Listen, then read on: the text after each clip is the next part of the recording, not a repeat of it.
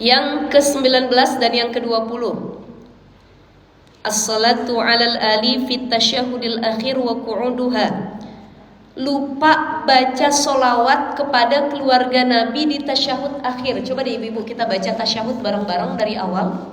Nanti kita bisa bedain mana tasyahud buat mana solawat buat Nabi, mana solawat buat keluarga Nabi. Ya, at-tahiyatul mubarakatus thayyibatu lillah assalamu'alaikum wabarakatuh. Assalamu alayna wa ala ibadillahis. Ashhadu an la ilaha illallah wa ashhadu anna Muhammad. Sampai situ kita stop dulu. Itu namanya tasyahud akhir. Ya, kurang satu. Itu tasyahud akhir. Ditambah sholawat Nabi. Allahumma sholli ala sayyidina. Stop. Itu namanya sholawat buat Nabi. Sampai situ. Dilanjut. Wa ala ali sayyidina. Itu namanya sholawat buat keluarga Nabi. Selama ini kita gandengin. Betul ya. Allahumma sholli ala sayyidina Muhammad wa ala ali sayyidina Muhammad. Bentar ya, Kakak Nabil. Di luar lu Kakak Nabil. Jadi, kalau di tasyahud awal cukup baca sampai sholawat buat Nabi doang.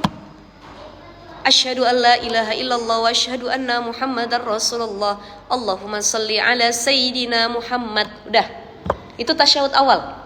Tapi ketika tasyahud akhir, dia harus dilengkapin sama sholawat ke keluarga Nabi. Asyhadu an la ilaha illallah wa asyhadu anna Muhammadar Rasulullah. Allahumma sholli ala sayyidina Muhammad wa ala ali sayyidina. Nah itu. Baru nanti lengkap tuh. Kalau pengen pakai sholawat yang lengkap tadi, kama sholaita ala sayyidina Ibrahim wa ala ali sayyidina Ibrahim sampai fil alamina innaka hamidum majid gitu. Ya. Kalau bisa nanti sebelum salam ada doa tambahan. Ini dari Al-Maghfur lah ya, almarhum Ki Haji Maimun Zubair. Itu salah seorang ulama Jawa Rembang yang wafatnya di Mekah. Dikuburinnya di pemakaman Ma'la ya, Mbah Mun disebutnya. Beliau ngasih satu amalan kalau kita pengen bolak-balik ke Mekah Madinah. Ya selain ikhtiar juga, bukan cuma doa ya Allah saya mau ke Mekah Madinah, besok berangkat ya nggak gitu juga. Ada ikhtiar, salah satunya dengan doa. Dan beliau ngasih salah satu amalan, silahkan baca doa ini, sholawat ini di akhir setelah sholawat Nabi dan tasyahud sebelum salam.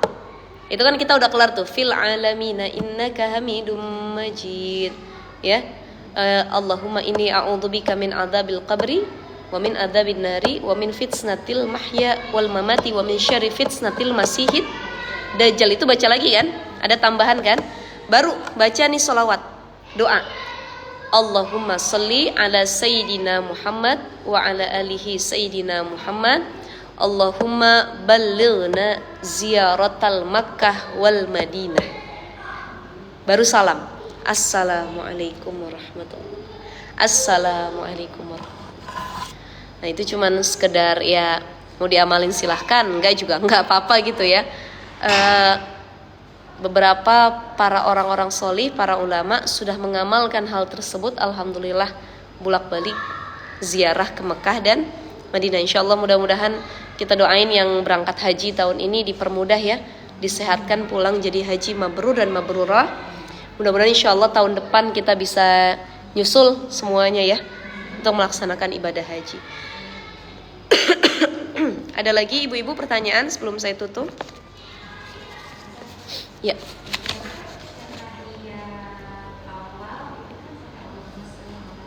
Iya. Kelebihan, gak apa-apa. Jadi ibadah itu lebih boleh, kurang jangan. Ya, lebih boleh, kurang jangan. Sama kayak ibu-ibu sholat 4 rakaat lupa. Udah 4 apa masih 3 ya? Ternyata sebenarnya udah 4 kita kerjain, kita tambah jadi 5. Lebih baik lebih. Daripada kita ragu. Jadi kata para ulama, kalau kita lagi lupa sholat, ambil bilangan yang lebih sedikit. Seolah-olah kamu baru 3 gitu. Walaupun totalnya sebenarnya 5. Daripada kamu merasa, kayaknya sih udah tadi. Udah nanti saya langsung sujud syahwi aja. Nah lebih baik melebihkan daripada mengurangkan. Jadi perihal ibadah lebih baik lebih daripada kurang. Kalau tadi dilebihin, jadi saya setiap tasyahud awal ditambahin keluarga Nabi Muhammad juga. Allahumma sholli ala Sayyidina Muhammad wa ala ali Sayyidina Muhammad, ya nggak apa-apa gitu ya. Tapi kan yang jadi syarat pentingnya adalah tadi sampai sholawat Nabi. Lebih boleh, kurang jangan sampai cuman sampai asyhadu doang, asyhadu alla ilaha illallah, asyhadu anna Muhammadar Rasulullah. Sholawatnya kurang, nah itu yang harus jadi perhatian ya. Jangan lebih, jangan kurang, lebih boleh. Sedekah lebih boleh, kurang jangan. Gitu. Ya, sama kayak sholat, ibadah apapun. Zikir 33. Tapi kita maunya lebih. Boleh. Kurang, ya kurang afdol gitu. Kalau bisa seperti itu ya, dilebihkan tapi jangan dikurangkan. Ada lagi ibu-ibu? Ya.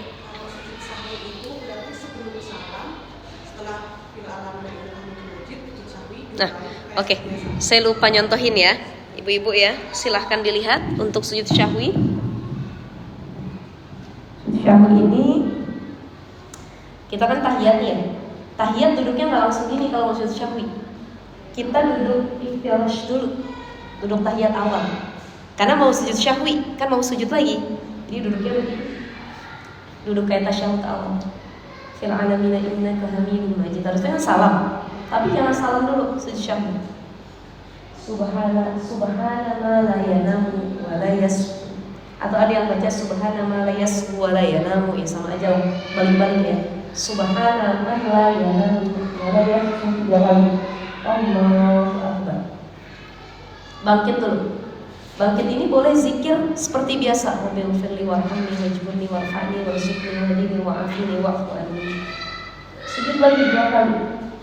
Subhanallah la ilaha illallah. Allah. Enggak usah tahiyat, langsung salam. Akbar.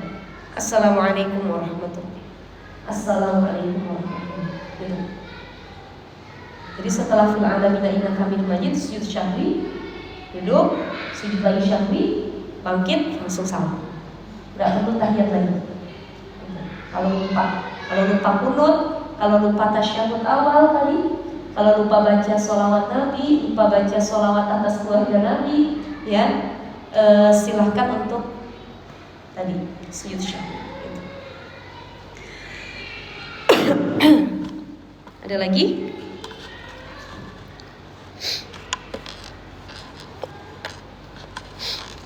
Sudah ibu-ibu? Ada lagi?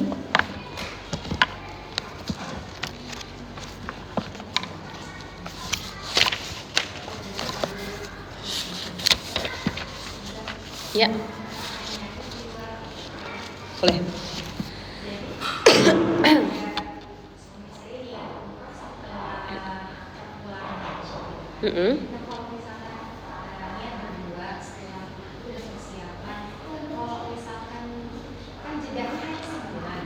Dari kelar haji.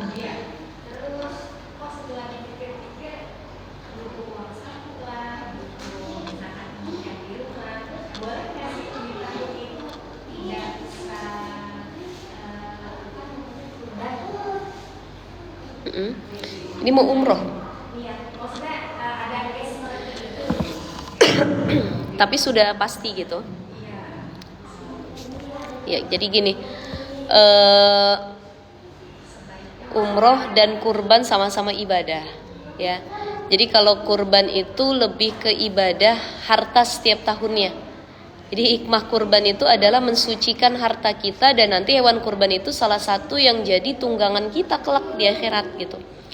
Makanya kalau kita setiap tahunnya apapun bisa kita beli, tapi kurban minimal 1 ekor kambing berapa harganya 3 juta misalkan. Ya masa sih nggak kebeli gitu ya. iPhone 16 aja keluaran terbaru kebeli kok, yang 20 jutaan ke atas. Ini kambing 1 3 juta, Ya bisa dicicil setahun sekali, silahkan gitu. Ada niat umroh, ternyata uangnya lebih cukup untuk umroh, tapi belum ada uang untuk kurban.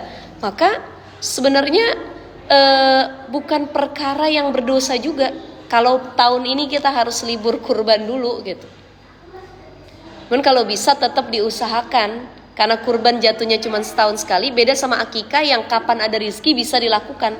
Ibadah kurban itu mudoyik, sempit, nggak muasa gitu ya, nggak luas. Jadi luas tuh maksudnya bisa dikerjain kapanpun, enggak. Jadi kurban itu cuma setahun sekali. Tapi kalau umroh tiap bulan bisa, kecuali musim haji gitu. Andai kata ya kayaknya kita umrohnya jangan pas banget abis haji deh. Kenapa bun? Duitnya kita buat kurban aja dulu gitu. Kapan kira-kira umrohnya? Nanti deh, mungkin bulan Agustus atau September kita cari lagi nih, kumpulin lagi. Karena kurban nih cuma 4 hari, 10, 11, 12, 13 Zulhijjah, waktunya sempit mudoyik, maka didahulukan gitu. Tapi kalaupun harus tetap mau umroh dan tidak kurban ya nggak masalah juga sih sebenarnya.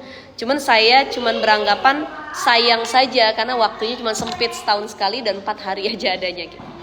Bahkan banyak orang ini karena mau kurban ya ibu-ibu ya, banyak orang yang tadinya nggak niat kurban, di hari pertama kurban dia datang nih, dia nggak kurban, dia ngelihat kurban orang aja dipotong. Tapi muncul dalam hatinya, ya Allah, saya masih ada kesempatan nih tanggal 11, 12, 13, 3 hari lagi. Ya udah bismillah deh, saya punya cincin 1 atau gelang 1 saya jual, saya mau kurban ya Allah. Gitu. Silahkan. Atau ada yang baru beli hewan kurbannya di tanggal terakhir, tanggal 13. Kata DKM Masjid, ibu-ibu, bapak-bapak, hari ini hari terakhir kurban. Silahkan, kalau ada yang mau masih motong, silahkan datang ke DKM. Biasanya jarang. Kebanyakan di hari pertama sama kedua saja. Kedua pun jarang, kebanyakan maunya pertama bareng-bareng. Cuman kan ada orang yang tiba-tiba dibukakan pintu hatinya, dia bilang, ya udah deh yang lain-lain mah bisa nanti, tapi kurban cuma 4 hari ini dalam setahun. Dia dahulukan kurban. Gitu. Ya, Mbak ya. Kalau ada rezeki dua-duanya lebih cakep lagi, umroh juga, kurban juga, insyaallah mudah-mudahan ya dipermudah. Ada lagi? Nah, betul nih. Bagaimana kalau orang punya hutang? Hutang dulu apa kurban dulu? Utang dulu, karena itu hak yang harus dikembalikan kepada orang yang ngutangin, hak mereka. Ya, jangan sampai kita kurban rajin, bahkan belinya sapi, tapi utang kita banyak sama orang, kita zolim. Jadi utang dulu yang harus didahulukan, baru kurban, gitu ya. Baik ibu-ibu sekalian, karena sudah jam 11 ya, mari sama-sama kita baca Ummul Quran suratul Fatihah. Pertama kita doakan mudah-mudahan kita semua dalam keadaan sehat afiat, diangkat penyakit kita, dijadikan anak-anak kita soleh dan soleha. Mudah-mudahan yang kita pelajari mudah untuk kita amalkan. Dalam sholat nanti langsung kita amalkan ya. Makanya salah satu keberkahan ilmu itu diamalkan. Maksudnya bukan disampaikan, diceramahin doang, bukan ya.